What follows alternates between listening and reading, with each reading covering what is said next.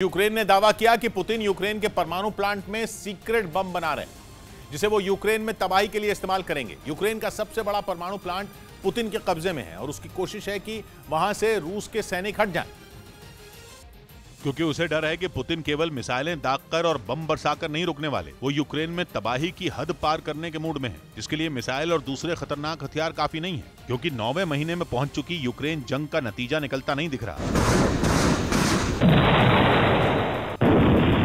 Putin ने वहां बर्बादी का खुला खेल तो खेल लिया, लेकिन हार जीत का फैसला नहीं कर पाए, क्योंकि यूक्रेन को दूसरे देशों से हथियार मिलते रहे, जिनकी मदद से उसने कई इलाकों में वापसी की और उन पर दोबारा कब्जे का दावा किया, जिसकी वजह से रूस यूक्रेन के कई इलाकों पर पूरी तरह कब्जा करते करते चूक गया। लेकिन अब खबर है कि वो यूक्रेन में विनाश के लिए सीक्रेट बम बना रहा है, वो भी कहीं और नहीं बल्कि ज़ापोरिज़िया न्यूक्लियर प्लांट में, क्योंकि इस न्यूक्लियर प्लांट पर रूस का कब्जा है।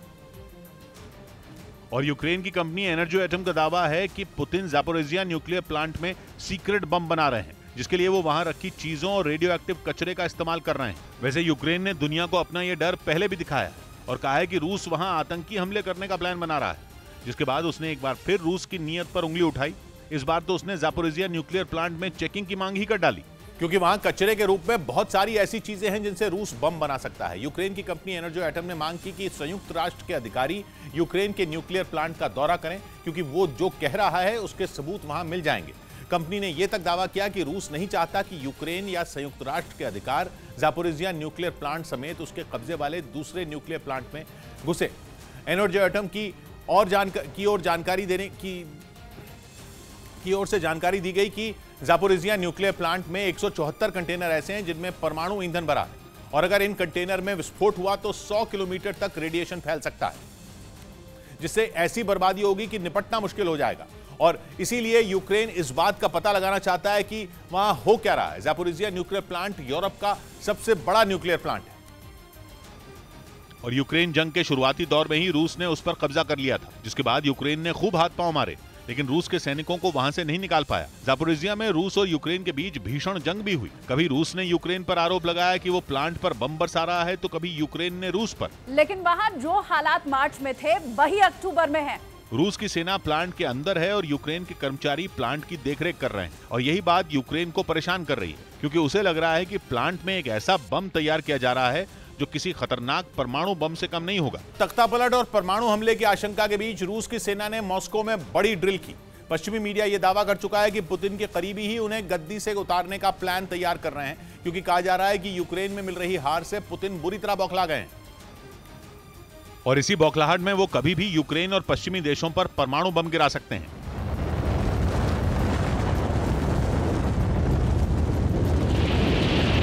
और अगर पुतिन ने ऐसा कर दिया तो जवाब देने के लिए पश्चिमी देश भी रूस के खिलाफ एटम बम का इस्तेमाल करेंगे, जिसका निशाना रूस की राजधानी भी बन सकती है।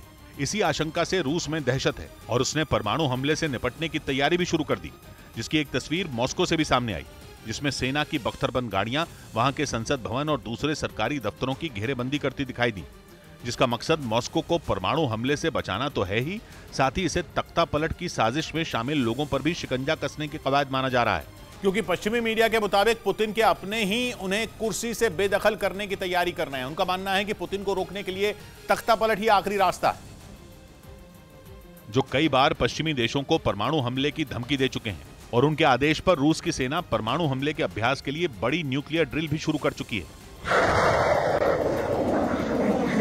और अब तो पुतिन लगातार यूक्रेन पर परमाणु हमला करने का बहाना ढूंढ रहे हैं, जिसके लिए उन्होंने यूक्रेन पर डर्टी बम तैयार करने का भी आरोप लगाया। और हाल के दिनों में रूस की सरकार अमेरिका समेत नेटो के दूसरे बड़े सदस्य देशों के सामने भी डर्टी बम का मुद्दा उठा चुकी है, जिसे यूक्रेन पर परमाणु बम फोड़ने का पुतिन का पैंतरा माना जा रहा है।